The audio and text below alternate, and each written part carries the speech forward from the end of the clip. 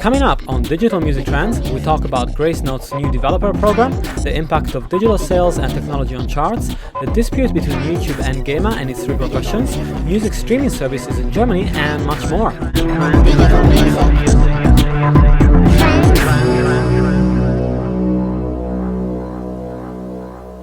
This is Digital Music Trends, episode 121, recorded on the 20th of February 2013. So hello everyone and welcome to DMT, the weekly show covering the latest news in the digital music world. Digital Music Trends is available as both audio and video on iTunes, most podcatchers, SoundCloud, YouTube, Mixcloud, Stitcher, and TuneIn Radio. So this week on the show, I'm very happy to welcome a fantastic panel, which for the first time is country-specific, as all of this week's guests are from Germany. So from Mannheim, we have Ryan Rauscher, project manager at Smix.lab, which is the competence center for the digital music business at the Pop Academy in Mannheim. So hi Ryan, and thanks for being on the show. How's it going? Hey, everything good. As I told you just before, we had a lot of work to be done for the next semester and preparing our Futuremusiccamp. But all going well right now, and I'm looking forward to the next month. Great. And then we have from Berlin, Barbara Hallama, who is a freelancer as online project manager with a music focus on Hallama.org and has extensive experience in the music tech space, including a few years spent as editorial chief at iTunes Germany. So hi, Barbara, and thanks for joining the show. Hello, everyone. Thanks for having me. Great. And from Ilmenau, I hope I'm pronouncing it right, we have Steffen Holly, who is now head of media management and delivery at Fraunhofer IDMT. And he spent close to 4 years at personalized internet radio service Opio as CTO. So hi, Steffen, and hope all's going well. Yeah. Hello to everybody. Nice to be here. And as I told you already, it's a little bit too cold, maybe, but yeah. Trying to set my footprint here at Fraunhofer. I'm here for now some weeks, and things starting quite quickly. Yeah, I can't wait to escape the cold of London and go to South by in a couple of weeks. That's going to be fun. Yeah, definitely. Yeah. So we will see us there. Yeah, absolutely. So this week we're going to start the show by talking about the usual music tech news, but it was quite a slow news week, which is actually good because the second part is going to be devoted to talking about the digital music market in Germany, which I'm very excited about. So let's start with the first story of the week, which is about Gracenote. So Gracenote announced the launch of its new developer program last week. This will open up the company's APIs and SDKs to third-party developers fully. And it will be free on a non-commercial basis. So it will allow developers to experiment and build on top of the company's platforms to create some cool new stuff. One of the interesting things about this development is that they also opened up their Music ID service, which is an audio fingerprinting technology that basically allows anybody to find the track just by pointing their phone to it, much like Shazam and SoundHound. But the cool thing is that it's going to be integrated in third-party applications. Music ID already powers the recognition feature in applications such as sound tracking and Music's Match. But this is going to be able to bring the Music ID service to a lot more developers and applications. So, Gracenote enters a field that has so far been dominated by the Echo Nest, which is an interesting thing because, of course, the Echo Nest has been working on this for many years and supporting the developers community. So, first of all, what do you guys make of Gracenote's entry into this brave new world of open APIs and SDKs? And Steffen, what's your take on this story? Yeah, I think it's quite logical that they are open up this kind of technology also to other people because they are in direct competition to Echo Nest. Yeah. And they have announced this last year in autumn together with some other new features according to their automotive SDK, which they will release soon as well. And we know Gracenote, of course, also for a long time here at Fraunhofer because some developers are working still at Gracenote, which starting their career here at Fraunhofer, and we are also doing development together in certain pieces of technology. Oh, great. And but also a little bit of competition because we have different views in certain details of technologies as well. So, but EchoNest is also in part, when it comes to recommendation, also a direct competitor to Fraunhofer here as well. Yeah. And but we are not that commercially available. Oriented. We are going to cooperate with partners and not only putting on products, because this is not the aim of Fraunhofer in principle. So sure. Yes, it was a very logical step.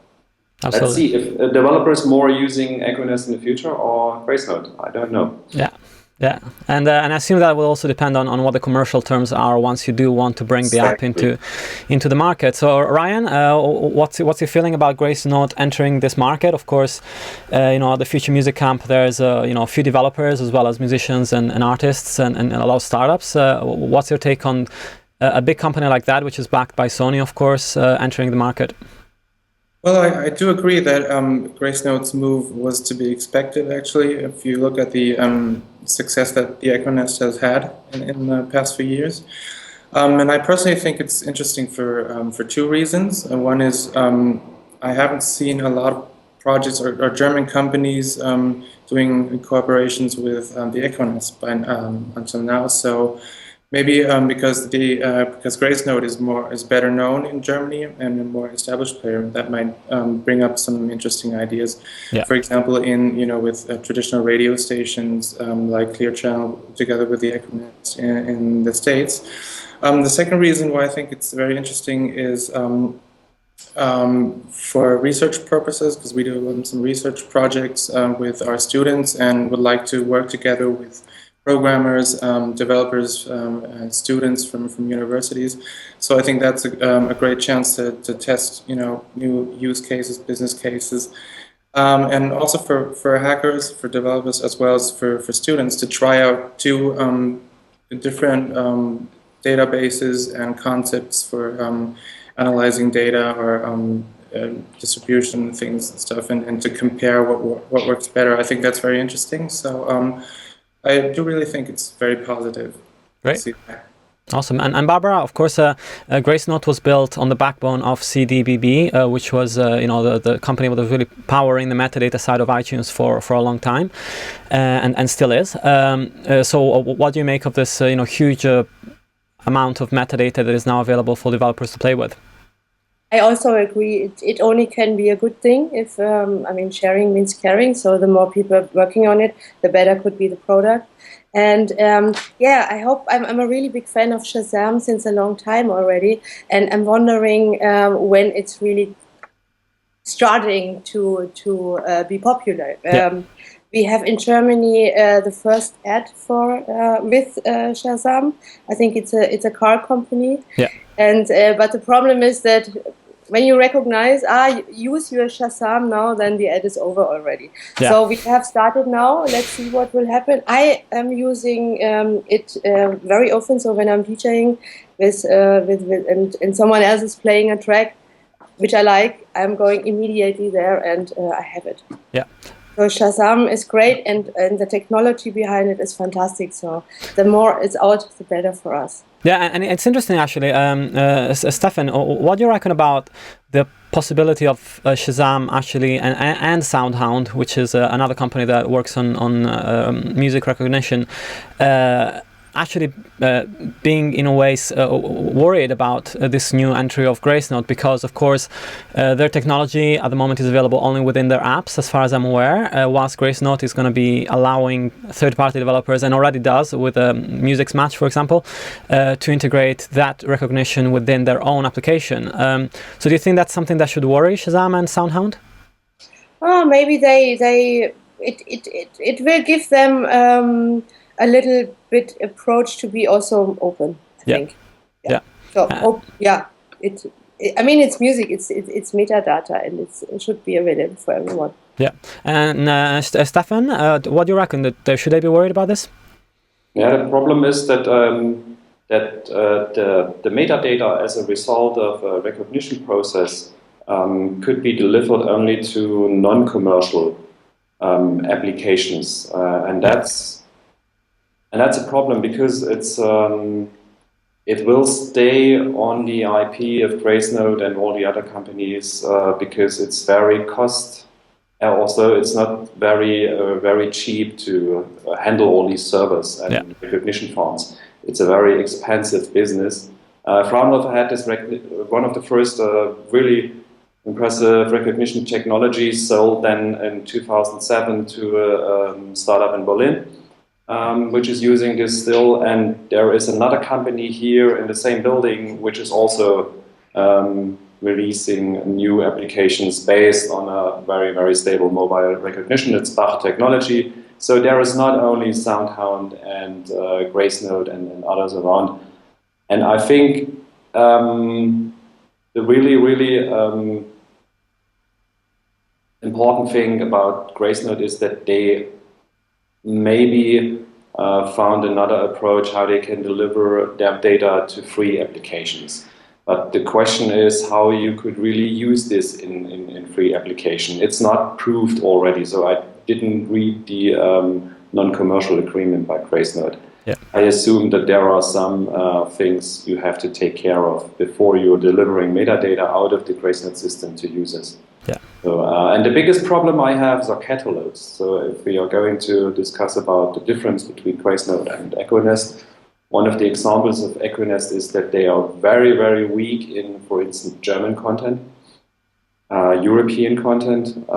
Maybe Gracenote is better.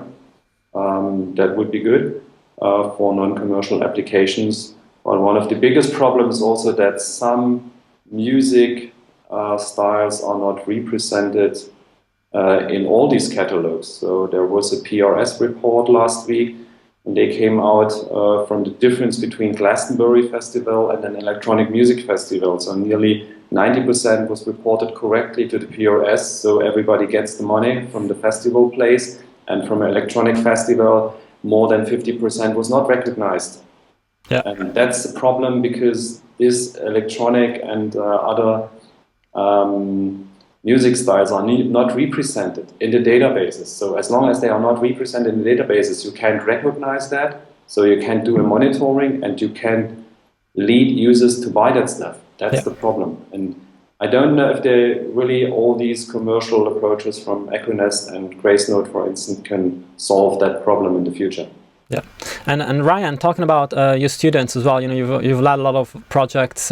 Just a moment, Andrea, because I think Barbara wanted to say something. Oh, sure, absolutely. Thank you, Ryan. Yeah, I just heard that Beatport has closed up a deal with Shazam, which means this problem with electronic stuff. I mean, Beatport does not also have not everything, because some stuff from indies which are available only on Bandcamp, for example, they are not on the big in the big stores. Yeah. But I think that the deal with Beatport could be close a little bit this lag. But I also see it. I totally agree on this. This is the problem. That would be great. Yeah, that would be great. And Ryan, looking at students, for example, and projects that they've done, of course, you know, we were saying earlier how the real success of the Gracenote program will come when developers have to take their project into a commercial realm and start making deals with a company that are sustainable for them. So have you come across any projects, for example, within the Smix.lab, where students got to a point where they could have taken a project into a commercial front, but had trouble actually making the deals to make that happen? Well, as much as that would be possible, the situation we're in right now is that we do a lot of concepts or research, for example, in a business model for distribution, or we did something on marketing suites and stuff. So, and we're doing a lot of concepts, but we are still seeking partnerships with IT-focused universities. We're starting one right now with University of Mannheim, where the Pop Academy is located, around a sort of a universal buy and streaming button, which you can embed on websites, but also in third-party applications. So still have to see, you know, if we can get to that point where students from us, together with developers from other universities, can form projects or businesses. But right now we're more in the conceptual phase. Yeah, that's great.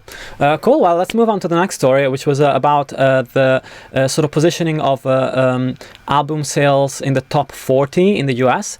So there were a couple of posts, one by Mark Mulligan and one by Glenn Peoples from Billboard, talking about the way digital distribution has really changed the sales for the top 10 US albums and beyond into the top 40. So Mark Mulligan made a few interesting points, talking about how there was a 69% decline in top 10 sales between 2000 and 2012, and also talking about genre segmentation, where, you know, for example, adult contemporary is relatively safe, and it only dropped 30%, whilst pop, rock, and urban all fell 75% in the last 12 years. But the interesting thing is that Glenn Peoples took this idea further and looked at the top 40 instead of just the top 10. And what he found is quite interesting in the sense that there was actually a bigger drop in sales for albums that are below the top 10, so from 11 to 40 in a chart position, than in the top 10 itself. So that basically looking as if the very, very popular albums are remaining pretty popular, whilst the the middle ground charts are actually losing ground to some of the smaller independent releases that are flooding the market, of course. So Barbara, I wanted to start with you, just because you were iTunes for quite some time. Do you think there is something to the idea that massive hits are remaining huge, whilst the middle ground is being somehow eroded by the quantity of releases that are on the market? And in that sense, whether there's a bit of an expansion in the catalog that is being purchased? So here I think we really have to define it by genre. So the popular music, which also happens on TV in Germany, they are still CD buyers. I think there are around 80% buying physical products, which means they buy either a single bundle product with 5 tracks, or they buy the album anyway. So in this genre, it stays, I think, a long time. This is Germany. Yeah. But with all the other niche genres, I totally agree that here the people will buy only more tracks in the future. Yeah. If they don't like the album, they don't. That's quite interesting. Yeah, sure. Why should I buy? Why should I spend 12-15 euro if I only like one track?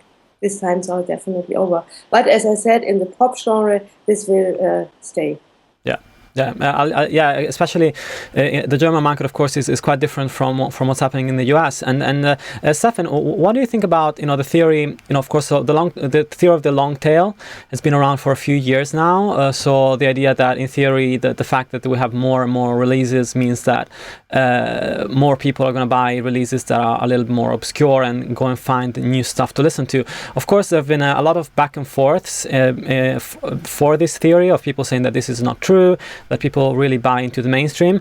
But what I'm almost thinking right now is that it's not really about just the mainstream or just the long tail, and there's like maybe a widening middle ground of releases that are not hugely popular, but they're not part of the millions and millions of tracks that are never bought on iTunes, that are there but are never bought. But that middle ground is actually becoming thicker, in the sense that those artists are managing to make more sales, even though maybe 10 years ago they would have made no sales at all. Would you think that's true? Totally agree on this. Yeah, I don't know if it's really that simple, because we are talking about music, and music is very emotional. Yeah. And one thing for sure is that the long tail, from my perspective, is a fairy tale. So you want to believe it, and that's why you say yes, maybe. And it's hard to say that in music there is so much music already existing, and if you're not better or greater than that, then you will have a problem from the start. So it's not that you have to be good, you have to be extraordinary good, because with the problem, or with the ability to have everything on your fingertips, which was produced for decades, then you can simply compare the original with maybe a lookalike from today, and that's why it's more critical to people or artists who would like to release this today, even if it's more coming out. So more and more music maybe will never be heard by a lot of people in the future, simply by the fact that there's already that much existing. And yes, of course, there will be some people in this area where they can live from music and they can sell some CDs, but I think the bigger opportunities is to be available also live and having a fan base which they really can count on. And if you don't have that fan base, you have maybe one track and then you're lost. And especially if you have the ability as a user that you can only buy one track and then you can buy the next track from the next artist. So it's so easy to do this, and if you don't reach a certain level with your fans, then you won't last. And that's the problem. It was easier in the past. That's why I can understand musicians very well. But we are not able to put the wheels back to 20 years ago. That won't happen. And Ryan, on a first-hand experience, of course, working with a lot of artists from the academy, do you feel like they are finding it more difficult now that there's so much to be discovered, or do you have some encouraging words in terms of people that maybe have put a track out and have started being picked up not just by their fan base but by a wider audience, thanks to what should be the advantage of the internet, really? Well, what I see is, of course, it's very hard. A lot of artists, also here at the pop community, have problems, making their money or their first money. So they, they all go on tour and play concerts and try to sell their CDs. And a lot of them are actually disappointed with digital downloads, for example, or streaming. They don't make a lot of money with that. But in terms, of the possibilities they have, for example, in marketing their music, I think particularly here, they're doing good because they get some education around that, and they are compared to maybe semi-professional artists, they are quite professional, and they try to use that. I wanted to say something about the long tail. I think that's still an open question, whether that is only an idea or a concept, or if you will see data, sales data in the future, showing that it really can happen. I think it's still a big question and depends on recommendation and curation of music. So I am quite curious what Spotify will be doing in the future, and also what that will mean for other services. And for example, Daisy, the service Trent Reznor is willing to launch. Because I think we aren't very far in that space, especially when it comes to getting new artists and new music into the market, and giving people the opportunity to find new music. I think the services right now aren't too good at that, especially in terms of newcomers. So I think there is potential there, but also if you look at streaming, people in the past, they maybe bought 10 albums a year, and now they might not be listening to 10 artists, but maybe 200 artists in a year. So it will spread out to a lot of different artists. But what that means for the income and distribution of income, and if that will look like the long tail has promised, that's one big question. Of course, and I was actually looking at, I watched the live stream of the SF Music Tech Music Discovery panel last night. That was free to watch, and it was interesting actually to see how from the time that I moderated a panel on music discovery at South by Southwest last year to what they were saying this year, not a lot had changed. And of course, we are guilty as anyone in the tech industry to hope that technology is just going to happen and it's going to be created and it's going to be perfect. But it is true that there's a huge amount of work to be done on the discovery front, and it's not something that's going to happen overnight. So again, like from last year to this year, there hasn't been a huge amount of progress, but there are a lot of companies working on this. So I'm hopeful that in the next 6 to 12 months, we're going to see something interesting coming out.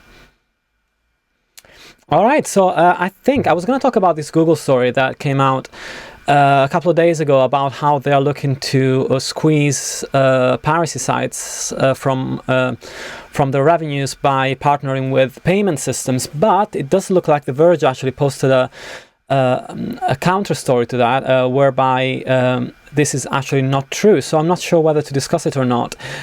Just on a general level, I was wondering, what's your opinion, Ryan, on what Google is doing in terms of SEO and maybe downgrading piracy sites, and whether you think they should and would be able to do more if they really wanted to? Because of course they often have the music industry accusing them of not doing enough to prevent piracy or to restrict websites, but at the same time there's a sort of a free speech argument and a sort of a internet neutrality argument where, in theory they shouldn't really be messing with the results too much, other than maybe making sites that are legal a little more prominent on the search engine. What's your take on this?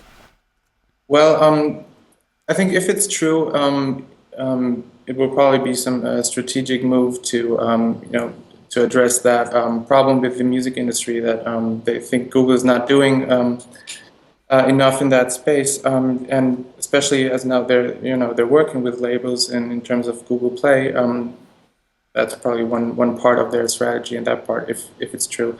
And I think yes, it's a good thing that startups or companies working with musical content try to work out a cooperation and partnership with the artists, the labels, and the creators. On the other hand, you could always ask questions like, the typical things like, where would YouTube be if they tried to reach a deal back when they started, and they create some sort of pressure on the industry to come up with new models. Yeah. But generally, I think as if you do a company, and you should know who you're working with, and I think they should get together with artists and labels and pay them money.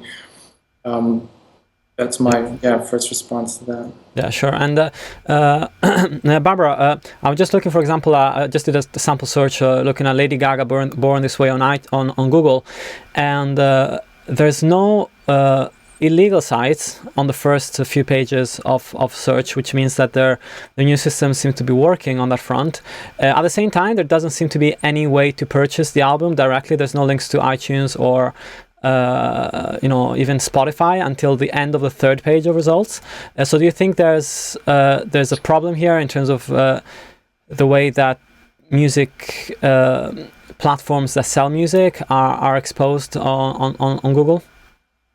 Yeah, actually, to this topic, I don't know too much about it. I'm not an SEO expert, and I know how to search. So So I don't know if iTunes could make a better SEO, or Google Play is waiting until they just started actually in Germany last year in November. Yeah. So not sure what Google's tactic is behind this. Yeah. Steffen?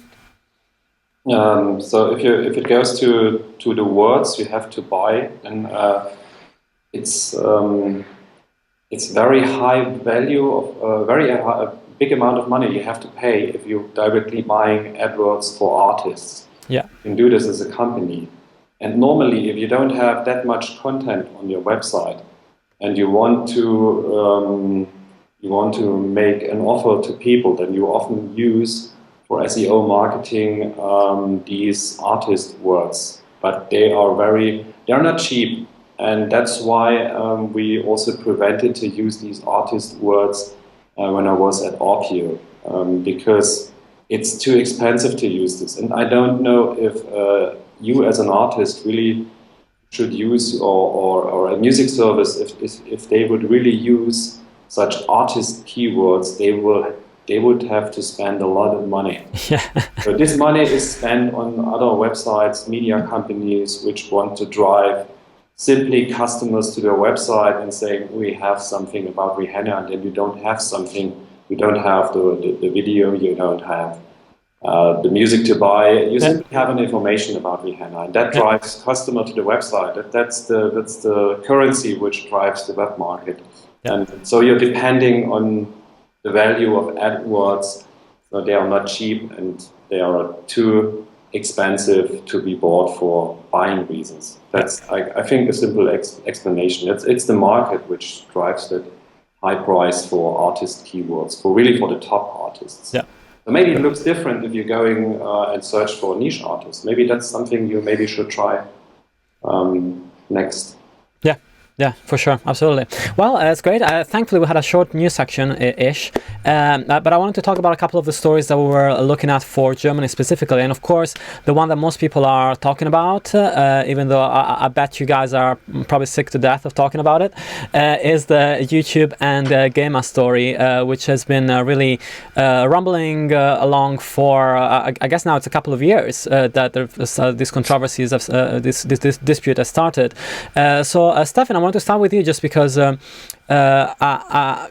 whole thing started with a lawsuit basically, and the central problem between YouTube and Gema is this ongoing lawsuit. Can you tell us a little bit more about what you know about it and sort of what is the key problem that is happening here? I think in general the first existing contract between YouTube and Google was limited, I think, to the end of 2009. Yeah. And they started first conversations, and then they didn't find an agreement, and that's why Gema made a sample issue with 15 tracks, 15 or 16, something like that, sending simply a letter to YouTube and shut down these tracks because you are not willing to pay these tracks. And from that point, it started to become a really strange process. It's a fight between two big market participants who are following their own interests, and in the middle stands the user and the creative people. And now you have to dive deeper into the process to find out what's really behind. The problem is that German users only see this, you can't watch this video because it's blocked by Gema. And this is something which is definitely not true, because Gema is not able to block a video on the video platform. It's definitely not true. So this is only a set which you can manage as an owner of an audio recording with the so-called content ID within the YouTube system. So I can say, if I own audio, I can set the content ID and say, if you recognize this music stuff from a user who is uploading content like this, please do this and this with that. Yeah. So you can say, please send ads, and I would like to have a revenue share of these ads. Or you can say, simply block this content. And this is something the labels are doing because they are afraid of getting a lower share from the revenue, which is YouTube giving away from the ad income. And on the other side, there is this. They are afraid of the tariff, this tariff between Gema and YouTube will be established by a lawsuit. Yeah. And then they would have to pay back all the money until the beginning of 2010. And that's a big fraud. And that's why better block videos and content from users than paying back money which you don't own at the moment. That's a very unsecure situation. Both parties are communicating into their directions, and that's not good for users. It's not good for creatives, musicians, and for it brings a lot of unclear things into this process. Yeah, sure. Ryan, what's your take? I know that YouTube is universally known, by well, everybody's talking about how they ask their kids, people that have kids that are between 10 and 20 years old, what's the #1 platform for consuming music, and of course they say YouTube, and of course you have a lot of students as well that you talk to. So what's your thoughts on the impact of this restriction on YouTube videos? Because of course there are now a ton of videos, hundreds of thousands of videos that have been pulled. I'm not sure if I understood you, but of course a lot of people know that problem, and to tell from our students, they know that they can't watch that and stuff. But I think most of them use things like, I think it's called ProxTube, where you just you can go around that blocking of the video. Was that your question? Yeah, no, yeah, exactly. It was if there is such an easy workaround, which of course students that are or anybody really that is minimally computer savvy can use, it kind of makes the whole issue even more problematic, because you think on the one side it's really an issue of rates, and of course there's a disagreement there.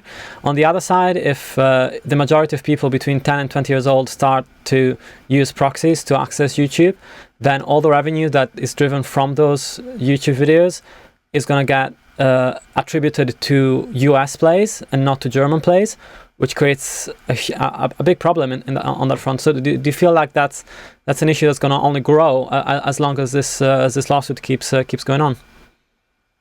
Yeah, I mean, of course, it's a big issue, and I think I read in an article that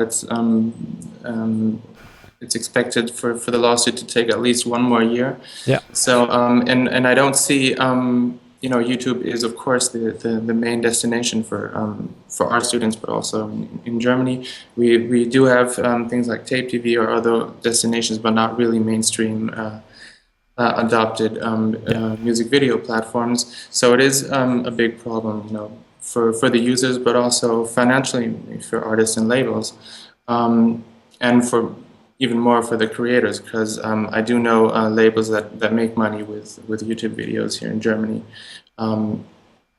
Absolutely. Right. So, but of course, lots more labels, and especially creators that have contracts with Gema could make money with that. So I'm a bit worried that it's going to take a few more months, or maybe even 1 or 2 years, and I hope they find some way to get together, maybe not only by a lawsuit, but with their negotiations. Yeah. And as Steffen was actually mentioning whilst we were talking via email in the last couple of days, on the one side, you have YouTube casting a wider net than they maybe would if they were willing to take a risk, in the sense that they don't have a lot of information on which tracks actually have Gema involved rights, so that's why they're taking down a lot more videos than maybe they should, because they're not sure whether Gema is involved or not, and they don't want to run the risk of it being so. On the other side, of course, labels and artists that find their video have been taken down can go back to Google and say, look, I own 100% of this piece, I can prove it, I don't have any relationship with Gema, and so they can get it pulled back on. But of course it's a laborious process, and I'm sure it's going to take a while, especially now that there's so much going on at the Google offices in Germany. So Barbara, you were talking about how in your experience as well, you look at a lot of indie releases and indie labels, and you can't find any of them on YouTube. Do you think that they have the manpower to actually go back to Google and ask the company to put the tracks that have been taken down back online? Actually, I don't know who has to do what to make this all convenient for the users, actually, because it's so, as Steffen already said, it's so mixed up, and the communication also from the Gema itself is not best, actually. Yeah. How they represent themselves in the public is sometimes really funny. Yeah. And this doesn't make the situation even better. So the one side is I don't know what to do, actually. I really don't know. Sometimes when I find out, okay, Ninja Tune uploaded a video and shared it on Facebook and on Twitter, I can't look at it. I always tweet back and said, hey, couldn't you upload it also on Vimeo so that we poor Germans can also look at it? Yeah. Exactly. So that's it. And I hardly ever share YouTube links. I only share links from SoundCloud or from Bandcamp. So because I have international friends everywhere. So yeah. Plus, I think most of the independent artists you're talking about, they probably are represented by the Gema in Germany in some way. So and they depend on Gema. So I don't think they could do anything right there, because YouTube could still be sued at some point by the Gema by not blocking that content. Yeah, of course. So it's a real mess, and it's raising all sorts of different issues actually, because it's not just the fact that the videos of the actual song are being blocked, but there's also a lot of videos that would probably fall under what in the US at least you would call fair use, which is used for journalistic purposes or for for reporting on things. Where the music is either in the background or there's a small clip or anything like that are being picked up by the YouTube system's fingerprinting software and that are being pulled down. An example that caused quite a bit of fuss in Germany was last week, the meteorite videos, the dashboard videos that have now broken all records with hundreds of millions of views in just 3 or 4 days. That have mostly been pulled down from YouTube Germany because there were radios running in the cars whilst the videos were being recorded, and so the fingerprinting software picked up on tracks and it pulled the videos down, which of course it becomes a problem of communicating news, which is a wider issue than just music. It's actually something that's related to free speech and actually getting the news out there. So, Steffen, do you think that this is going to be something that creates a bit more political pressure if journalist representations, of course, get involved and the issue escalates a little bit in a political way? I don't know if it will become better from that point of view, because on the other side, Google is fighting against the whole publisher scene in the print business as well. Yeah. And the journalists are getting the money from their print houses, and I don't know if they are really also going to talk against or in a way like they should do this in this music case. So they will be in a very curious situation that they on one hand have to fight against the Google thing for publishers, and on the other thing they have to fight for YouTube against Gema. That's a very curious situation, and at least at the moment I think the biggest music service of the world, which is YouTube, has a really big lobby. They exactly know how to communicate, how to spread news, so that Gema looks really ugly. Yeah. And and they are counting on that the Gema will maybe will lose that fight, but I'm not sure, because they are also very ignorant. And they have a very strange communication, as Barbara said. Yeah. And I think they are both hardliners, and there will be no result on that way. So they have to go back to the table, and they have to really define what's the problem. And I think the biggest problem is on that table, there will be only lawyers sitting. Yeah. That's, I think, one of the biggest problems, because you can't talk about a product only with lawyers. In respect to lawyers, they're really good at getting the right stuff for you if you have a problem. But if you're talking about that, you can't talk only with lawyers. But you have to talk with the guys who are doing the product and have a vision what will be the product, because Gema is also a product for all the writers, artists and publishers, what you want to achieve with that. And that's a situation they have to solve both on a round table, with maybe not only lawyers. Sure. But just one very important thing I want to throw in, and this I already said in our really cool email conversation. I really enjoyed it. Yeah, great input, that's great. Steffen as well, is that the Gema, they represent not all artists in Germany, so they only represent a part, and which is around, I don't know, 40,000 or is it 50,000? So it's just a little bit. I mean, of course, they have all the major labels and major artists, but it's not everything. Yeah. And this is also a very important point when you think about the whole issue. Sure, of course, and you were mentioning the C3S project, which is an interesting new project that has been put forward last year to build a new type of performing rights society, which would create, which I think will be pan-European possibly, but it's based in Germany right now, and it would accept artists that do want to release their music under Creative Commons, but that also want to release the music commercially on separate channels. So it means that you don't have to make the hard choice of whether you want to be with Gema and not have music released under Creative Commons, or whether you want to just release your music without making any money. So it's kind of it's a really great project. Do you think it's got the chance of actually becoming a reality in the near future? Barbara? So the first thing to think about is that in the moment they start, the Gema will lose its monopoly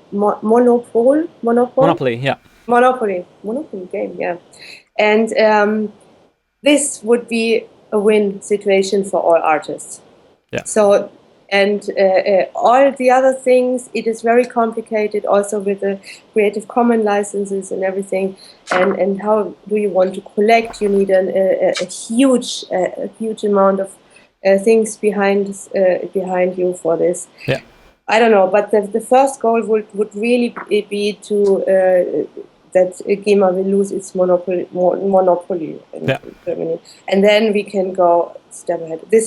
I don't know. This is how I feel. I'm fighting for more than 10 years about the same topic, and I really don't know. It's of course. But also mentioned a really interesting point, sure. Steffen. So if the fight or the lawsuit in Germany we really come to an end, this will be also discussed in England, in France, and in other countries, of course. Yeah. So let's see, and let's hope. And meanwhile, fingers crossed. Still love music. We'll see what happens. Ryan, have you heard of this C3S project, and what do you think of it? Yeah, we had them at our Futuremusiccamp last year, and I believe they're coming this year as well. It's a very interesting project, but I think the challenge is really in monetizing the licenses. Yeah. Because right now, as an artist, even if you're quite small, if you're getting professional and going on tour and stuff, you actually have to go to Gema because you just get the really important money for you. And the C3S is planning to use modern technology in different spaces, to monitor online broadcasts, monitor playlist use and other online channels. But as you said before, just putting technology out there or trying to use it doesn't mean anything really, and we'll have to see if it, first of all, if it really works, if everything goes good with metadata and distributing the money, and who knows what problems will come up, while trying to do that. So it will really be interesting to see if artists make money through that new organization, and how much it will be, and at what point artists will really have a financial, existential motivation to switch, or maybe just to try out. Yeah, of course. Okay, I just wanted to do a quick round across the panel just to talk about streaming services in Germany. So the last time I was at the Futuremusiccamp conference 2 years ago,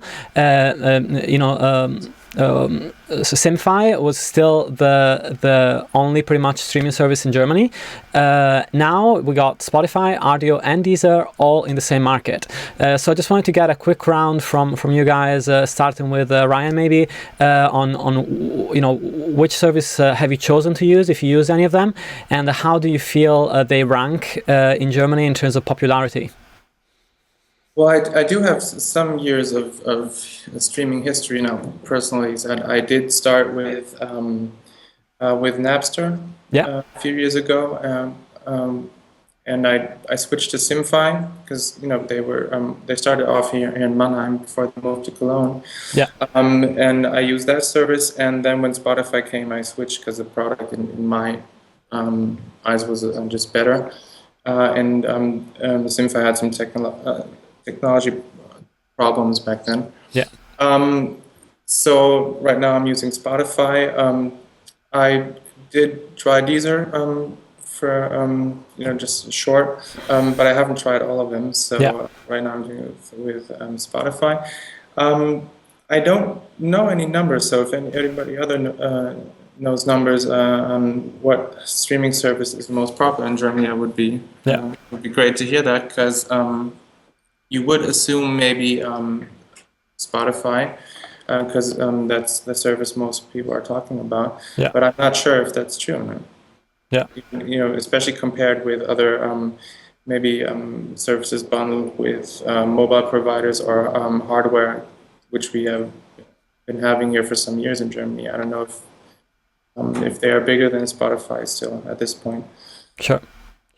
And Barbara, do you use any of these? And what's your general feeling when you talk to people about the various options that are available right now? So I'm a Spotify user since a long time. So I had luck to get in before they really started here. And actually, I am a little bit disappointed because I think they could have done more. So in terms of apps, they are the apps are just I'm really trying them to make them mine, but as you know, I'm totally into the music recommendation thing, human vs technique, and Spotify just can't beat human recommendations still. So I don't know why it happened. I also checked out Simfy. But at the time I checked it out, the catalog was not really cool. So I went back to Spotify. The other thing I don't like on Spotify is it's a political thing, and it's because of the net neutrality discussion. Yes, that was something that I think really interested me as well. Yeah. So this is also a thing we have to be careful about it, because it's opening or closing down the net neutrality discussion through the back door, and we have to watch out for this. And that's of course just for those who don't know about it.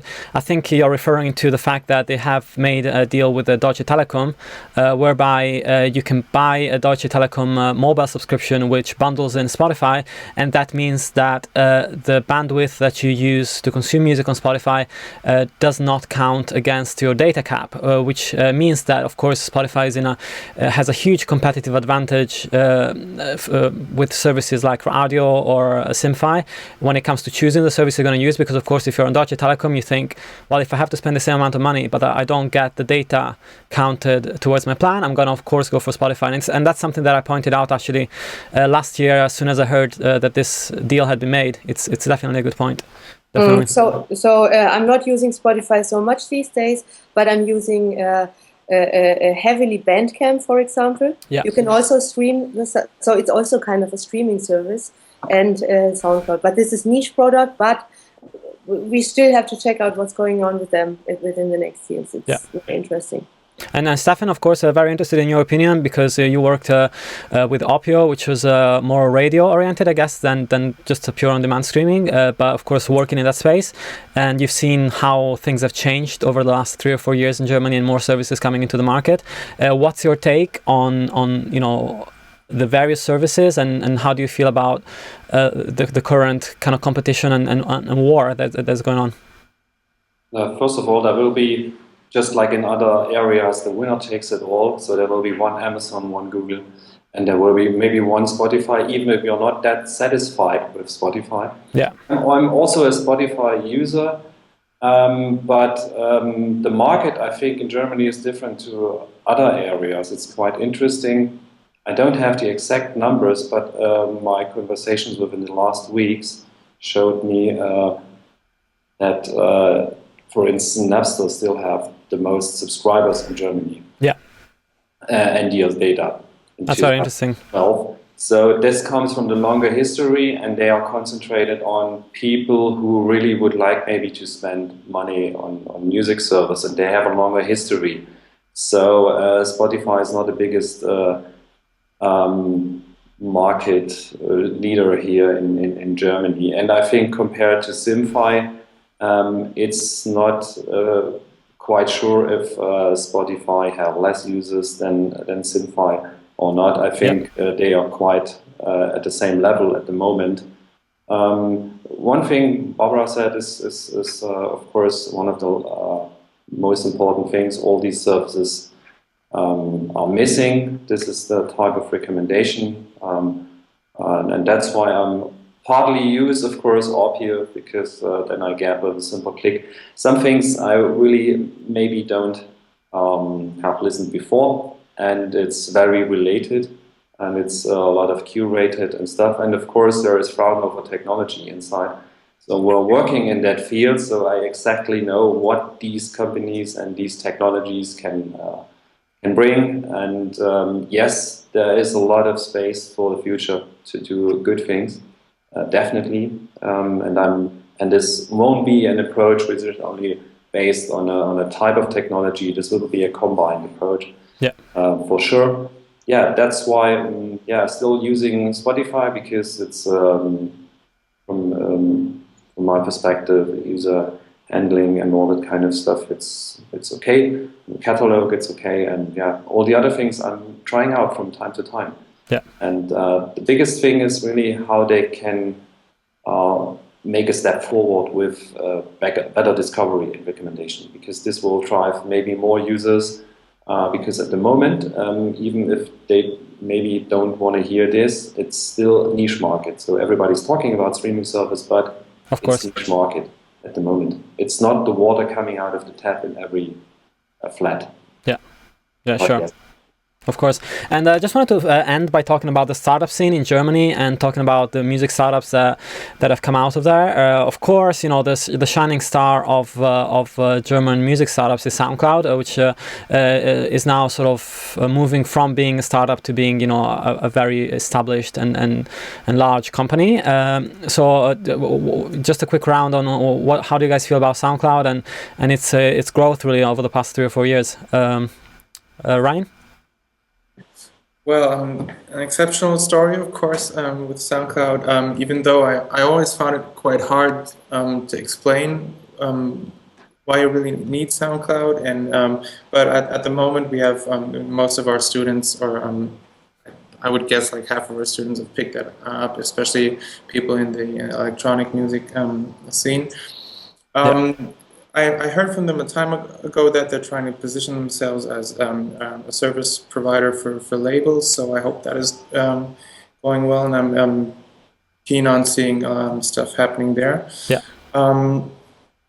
Great company. We're trying to get Nick from SoundCloud over in April at the camp, so I hope they'll be showcasing some new things they're planning or they're doing right now here for the people that come to the camp. Great. Awesome. Barbara? SoundCloud, I'm a heavy SoundCloud user since they arrived in Berlin. Let's see what will happen. Right now they focus to be on the YouTube for audio, which means not only music anymore. And I'm not a big fan of the next SoundCloud because the discovery has somehow gone. I don't know. Let's see. Right now, I see more Bandcamp is becoming the next SoundCloud because they added the new fan feature, so you can follow. They have to add a lot of other features, but the one and only reason to go to Bandcamp is really you can monetize your content directly. And so we will see. It's going to be very interesting, but of course everybody loves SoundCloud. Of course. There might be interesting battles between SoundCloud and Gema, for example, if they get bigger, because that's one problem that a lot of artists talk about. What do we do with Gema? Do they pay, or do I have to pay? And SoundCloud was very maybe intelligent, saying it's part. The artists have to do that themselves. But if they really get popular and more popular in Germany, that will be, of course, one point to talk about. Yeah, sure. And Steffen, I'll pass the question on to you. And also, if you want to add, if there's any company, new startup in Germany that you're excited about on the music front, just if you can mention that, that'd be great. Yeah, and this will also be my last note for today, because then I have to leave to go to the train to be back in Berlin at the right time. Yeah, of course, I'm also a SoundCloud user. I'm using this for my band and getting in contact with other people who are also producing. A more interesting aspect is the kind of technology they are using in case of recommendation, as Barbara mentioned. That's really, I think, not to say it's crappy, but it's really a bad experience. Even if you're looking for other stuff than music, it becomes also very, very difficult. So yeah, there's a lot of improvement or room for improvement there also in the next SoundCloud. Hope to see some more things for at the Futuremusiccamp or at South by Southwest, hopefully. Yeah, but I don't have an answer for a new cool startup in Berlin. I don't have it at the moment. So awesome. I would leave the discussion maybe to next time, or if we see us or Ryan or Barbara personally. Was a pleasure to talk to you. Yeah, absolutely. Thanks so much. And I'll post your links to your company as well on the show notes so that people can find out about more about it. Thanks so much for coming on. And I'll talk to you soon. Perfect. Thank you very much. Thank you. Bye, Steffen. Bye. Okay, great. So just wanted to end the show by asking you guys as well if you have any new or not so new startup from Germany that you're particularly excited about right now, that's around or that's developing, or if you've heard about anything along those lines. It is actually quite funny this year because I am having problems finding new companies that came up this year or last year since the last camp, since May, and I'm asking around a lot because as Steffen said, I don't see the new music startup right now. We wrote about Vava and Senzari in our emails, and they're not available in Germany right now, and I'm not too much into their plans, but it sounds very interesting. They're, for example, doing something with their a new recommendation engine, AMP3. So that will, I think, be interesting to see what they're coming up with. What I would like to see would be a German company in the music analytics recommendation area, doing things with Equinest or now with the Gracenote open platform, to find a way to push German newcomer artists and do interesting things there, because I don't see a German startup really active in that point. Maybe there's somebody I don't know of, but that would be something I'd be really interested in. Yeah, of course, because you got companies like Music Brains, and you have Next Big Sound and Music Metric that are all operating on different verticals of the analytics space, but they're all based in either the UK or the US. So, yeah. Barbara, anything from you? No, unfortunately, I only can quote a tweet I sent it out yesterday when I was trying to find innovative music startups in Germany. It's just all about, they're all talking about Gema and YouTube, and it's just boring and it's depressing. And so I guess it's actually interesting, just because in a sense you could think that companies that, of course, not companies that are working on analytics because they're free from constraints that are to do with rights, but of course if I was a startup in Germany and I wanted to work in the music space with rights implications and licensing implications, I would be terrified right now, just because it just looks like such a complicated and in a way hostile environment to start operating in at the moment as a new company. Of course, we've seen Deezer and Spotify and Audio launching, but they're already fairly established services with a with a straightforward business model. So I would be just terrified if I was a new startup with a new business model and some new ideas to actually try and face organizations like Gema to try and convince them that this is something worth looking at. Yeah. What I would think would be great, if to start a company here from Germany with with little financial, with little money, and you would try to get the rights. I think that's very risky. Yeah. So for already more established companies, for international companies from UK or the US, sorry. That's right. If they are planning, or if that would be an option to open an office or some kind of research lab for the German market, to find German partners to do projects with universities, with developers. I think that's a great space where I'm not seeing too much happening. So if anybody sees this show and is planning maybe to do a office in Berlin or somewhere else in Germany, and to work with students, with IT programming students, but also with, Pop Academy is really a great place for finding people interested in the music business and having a great education in that space. So I would be happy to hear or to grab some possibilities in that space. That's great. That's great. And on that note, I was actually going to end the show and thank you guys. So on Ryan's part, I wanted to plug Futuremusiccamp.com, which is an event happening in April. So if anybody of you is interested and is local to Germany, perhaps go and check out Futuremusiccamp.com and keep up to date with what's happening there. And also you can check out Smix.com, which is the Smix.lab's website, which is the technology-oriented project that Ryan and Daniel are carrying out over at the Pop Academy. Is that everything, I think? Did I catch everything? Yeah, that's okay. Yeah. That's great. Barbara, anything to plug your end? No, not really. I mean, we are planning to do this panel for the Republika in May, and yes, I hope hopefully. to have you on board. Hopefully, yeah. But this is not fixed, so we can just assume it's going to happen. Yeah, fingers crossed. That's great. Well, thanks so much for listening as well. And Digital Music Trends is a weekly show. I've also started a new one-to-one show, which is going to be covering music startups, digital marketing experts, and so on. It's just going to be one-to-one interviews happening every week or every 2 weeks. It's not going to be fixed yet, but you can find that on digitalmusictrends.com and on YouTube and SoundCloud. Thanks so much for listening again. Have a great week and until next time.